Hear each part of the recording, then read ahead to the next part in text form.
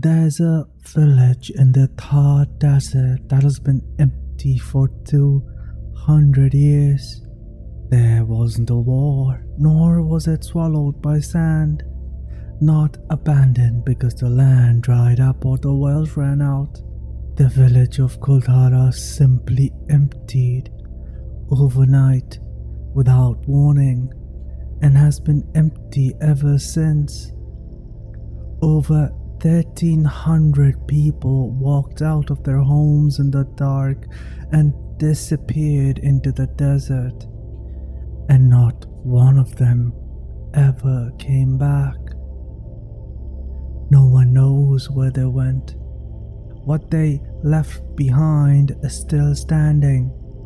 The houses, the temples, the market lanes, the empty granaries and the cold hearts, all of it standing, all of it intact, and all of it silent. 2 centuries of silence, broken only by the wind of the desert and on some nights by sound. Sounds that the local who live nearby refuse to describe in detail. The government of India has put a fence around Kuldhara. At the daytime, it's a bustling tourist spot, but there is a rule, and the caretakers make sure that the rule is followed. Nobody stays in Kuldhara after dark. Nobody, that is, except Gaurav Tiwari. Gaurav Tiwari, the man who founded Indian Paranormal Society, who went to haunted locations as if taking an evening stroll in a local park. Gaurav wasn't fearless by any means, but he had one motto that he lived by: knowledge cancels fear. Gaurav went to Kuldhara twice. He bought his team, his equipment, his cameras. He spent the night inside the village when everyone else had left. He found things there that he spent the rest of his life trying to explain. And then, a few weeks after his last interview about Kuldhara, a few weeks after he sat with a famous journalist and spoke very carefully about what he believed was inside that village, he was dead.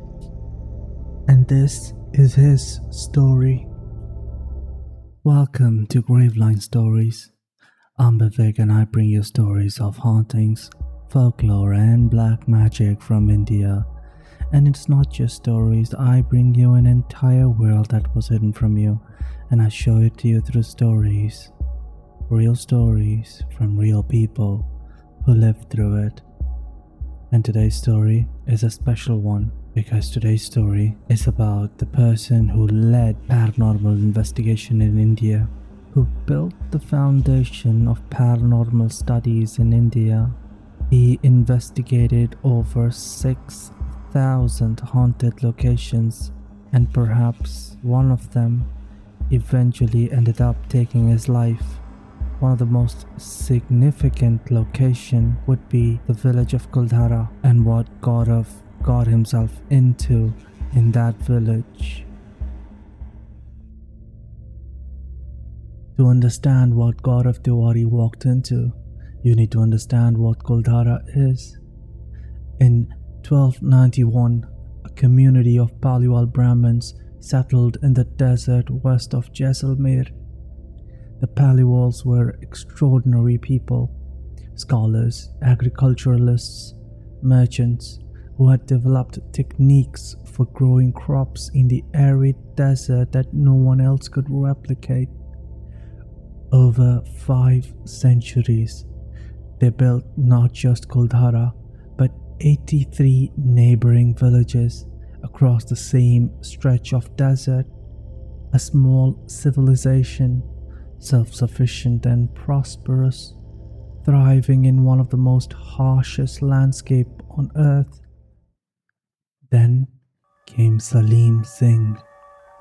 He was the Diwan of Jaisalmer, the Prime Minister, the enforcer, the man with the power to tax and terrorize as he pleased. And what pleased him was the daughter of Kuldhara's village chief.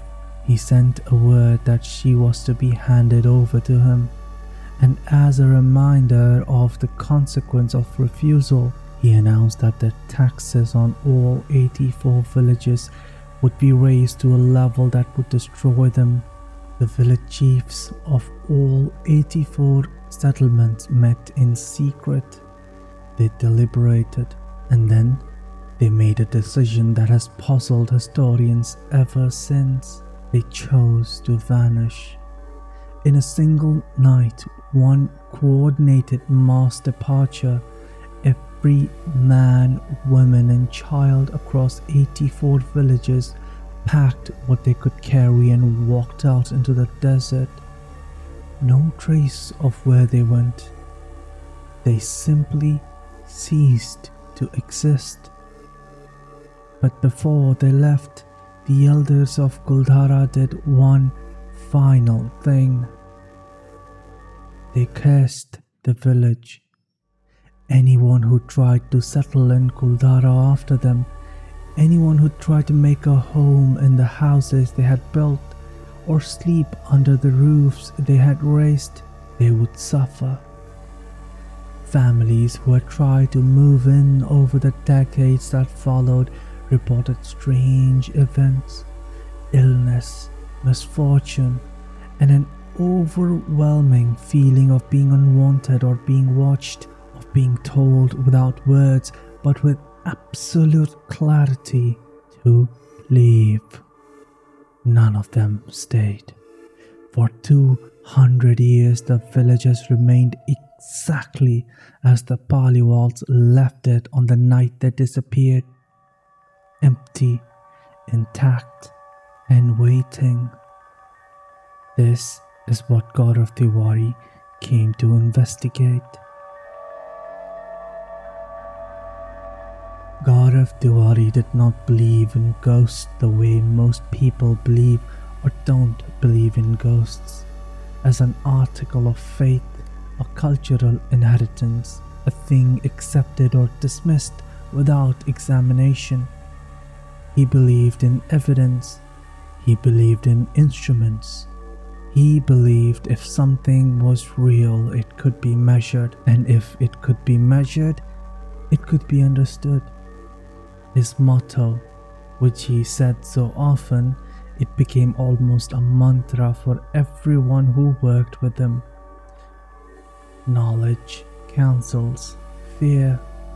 He had investigated over 6,000 locations across India, haunted mansions in Rajasthan, abandoned hospitals in Mumbai, ancient forts, railway stations, government quarters with history nobody wanted to discuss.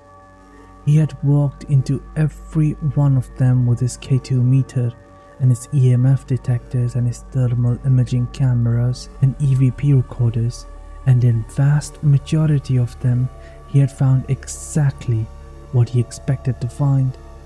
Nothing.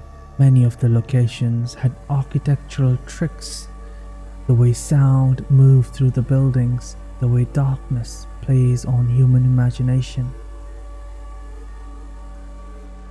Bhangarh Fort, India's most famous haunted location, one with a government sign forbidding entry after dark, one that appears on every ghost tourism list in the country.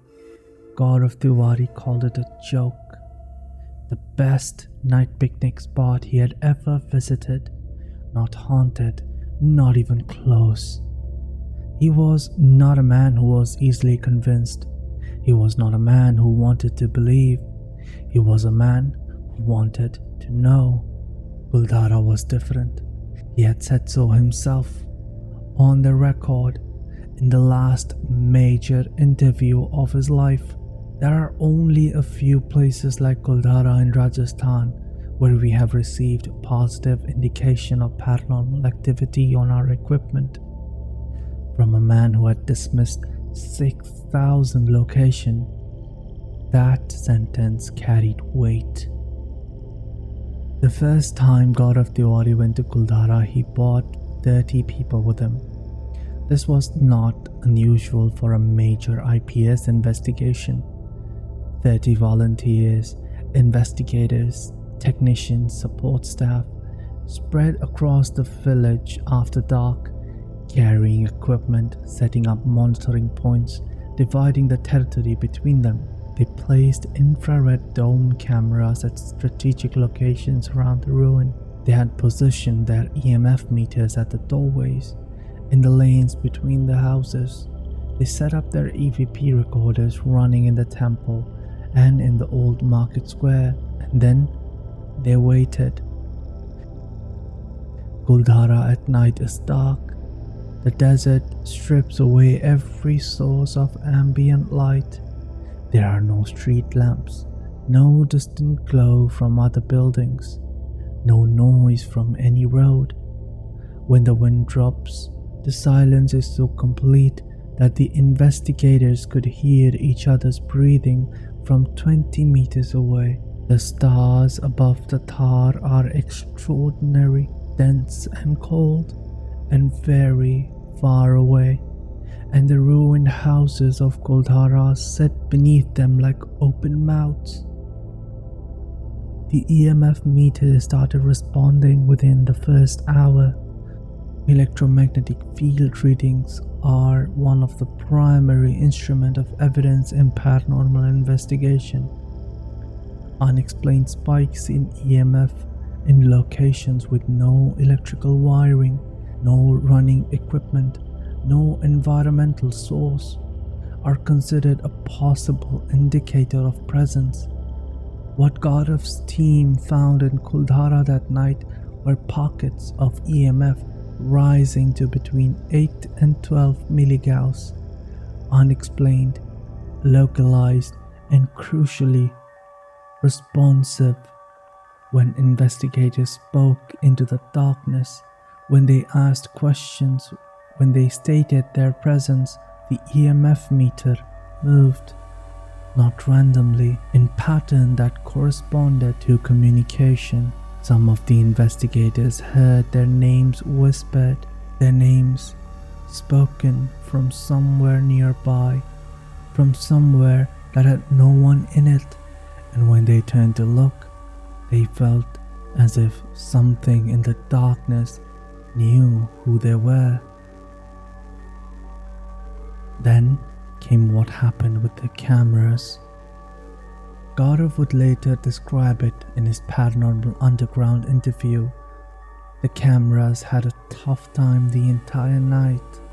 Whenever the strange sound started coming out of the camera, the EMF meters registered a heavy spike. It looked like something was attacking the camera with EMF. The strangest part, and he emphasized this specifically, was that the cameraman swore the strange problem had never appeared in their cameras before that night and never appeared again after it. And then, shortly before dawn, in the 4-count outside the main entrance to the ruin, in the dust where the cars were parked, handprints appeared. Prints of a small child, small, clear and defined, appearing on the bonnets and the rooftops of the parked vehicles one after another, in front of everyone present, with no child anywhere in Kuldhara that night and no explanation for how they got there. Journalists who had come to document the investigation witnessed it. Multiple cameras captured it. Gaurav Tiwari stood in the pre-dawn dark of the Thar Desert and looked at the handprints on the car and said what he very rarely said about any location he had ever visited. We believe these ruins are haunted. MTV's Girls' Night Out was India's first paranormal reality series. 3 women sent alone to a haunted location each week with no phones and no crew, just the darkness and whatever lived in it. Gaurav served as paranormal expert and mentor, the man who briefed the contestant before they went in and who was on standby if things went wrong. Things went wrong in Kuldhara. The production team set up over 30 infrared dome cameras across the village before filming began, more coverage than they had used at any previous location. Every lane, every doorway, and every room of the main ruins were wired for capture. Whatever happened inside Kuldhara that night, they were going to get it on tape. The shoot ran through the night. The crew waited outside. The contestants went in. And somewhere during these dark hours, one of the producers witnessed something that she later described in writing as a possible demonic possession. What exactly happened, which contestant in which part of the village, and what specifically was said or done, the accounts are not precise about these details. What the producer wrote was this: that while the rest of the crew outside the village was frozen with fear, Gaurav Tiwari walked in, assessed the situation and took control, calmly and without panic, the way he always did. He sat the woman down, he talked to her, he talked through her to whatever was using her voice, and whatever it was, it left. The producers wrote years later that she thanked every god she knew on that night. Then came the editing suite. The 30 infrared cameras had been running all night. The tapes were collected, numbered, and sent to the editing lab in the normal way. Every single tape was blank, not corrupted, not damaged, not partially recorded. Blank, as if the cameras had never been running, as if the entire night in Kuldhara had been erased from recording before anyone could look at it. All the tapes from all 30 cameras were blank, except one tape from one camera from one location in the village had footage. The production team never specified what was on it. What they said was that they went back to Kuldhara to reinvestigate and recapture what they had lost. And when they returned, the cameras that had been working perfectly in every other location had began emitting strange sounds. 2 cameras at the same time, simultaneously malfunctioning in the way their operators had never seen. And then, a few minutes later, it was working fine again. The episode that eventually aired, episode 13 of Girls' Night Out, the post-grand finale special, was described on its own YouTube listing as the episode we tried to shoot at Kuldhara. The episodes they tried to shoot there. The footage was mostly gone. The night in Kuldhara went unrecorded. The village did not want to be seen.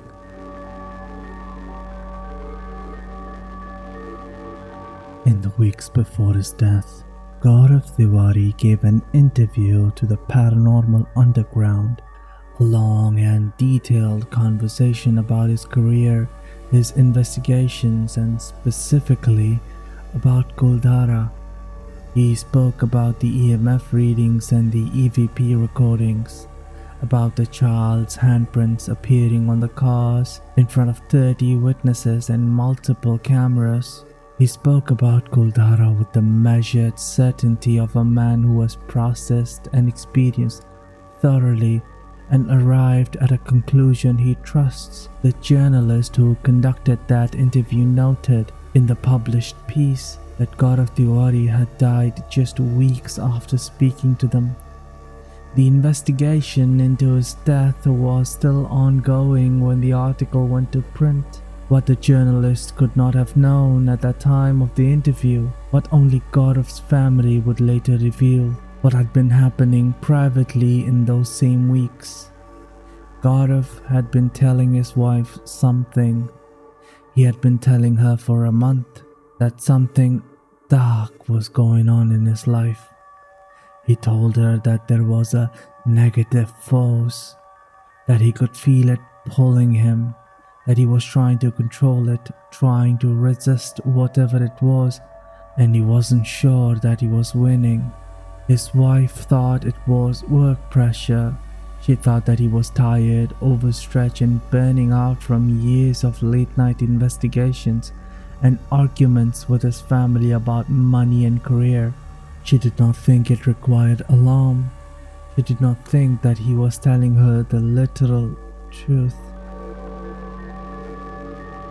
His father thought differently.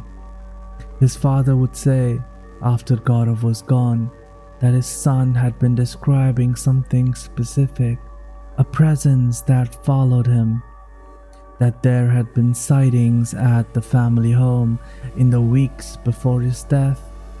Figures, his father said, always within 5 feet of his son and always seen only by Gaurav. His last text message was sent on June 16th to the TV producer who had been with him at Kuldhara on the night of Girls' Night Out shoot. They had been in talks about a new project. The talks were stalling. Instead of frustration, instead of urgency, Gaurav wrote, "It's just a phase. Let's see if we could make it real." 3 weeks later, he was dead. The night before he died, Gaurav Tiwari conducted a paranormal investigation in the Janakpuri area of Delhi. He returned home around 1 in the morning. There was an argument. His family had been wanting him to pursue something more stable, something that paid reliably, something that did not require him to be out alone in the dark until dawn. The argument lasted close to 2 hours. The next morning, July 7, 2016, around 11 o'clock, his wife and father heard a loud sound from the bathroom. They called out. No answer. They broke the door open. Gaurav Tiwari was on the floor, unconscious. Around his neck, a thin black line. A mark that his family would later say he had spoken about before, that he associated with something he had encountered in his investigation, that he had named as a sign of contact with something that did not mean well. His father, standing in that bathroom, looking at his son, and would believe that what happened in that bathroom was not his son's choice. They rushed him to the hospital, but he was declared dead on arrival. The police investigation was thorough. The bathroom door had been bolted from the inside. There was no sign of struggle, no third-party DNA, no forced entry. The post-mortem was conducted. Official cause of death: asphyxiation. DCP Surinder Kumar closed the case with a statement. "It is a clear case of suicide. He hanged himself in the bathroom." The police were satisfied. They had the evidence, the forensics, the locked doors, the motive. A man under financial pressure, in conflict with his family, with no major projects lined up. Gaurav's family was not satisfied. They refused the verdict then. They refuse it now. His father said to the Times of India he had been feeling a negative force pulling him towards it, a force he had named, a force he had told his wife about, a force he was trying to resist, that he was not sure he was winning against. a force that, depending on what you believe about the world, was either a symptom of a man in crisis or a report from a man who had spent his life walking into places other people refused to enter, and finally brought something home with him. There was no way to know which one was true. That is the thing about Gaurav Tiwari's story that refuses to resolve. He was a man who believed in evidence. He spent his career insisting that if something was real, it could be measured. He was skeptical of almost everything. He called India's most famous haunted fort a picnic spot. He investigated 6,000 locations and found almost nothing.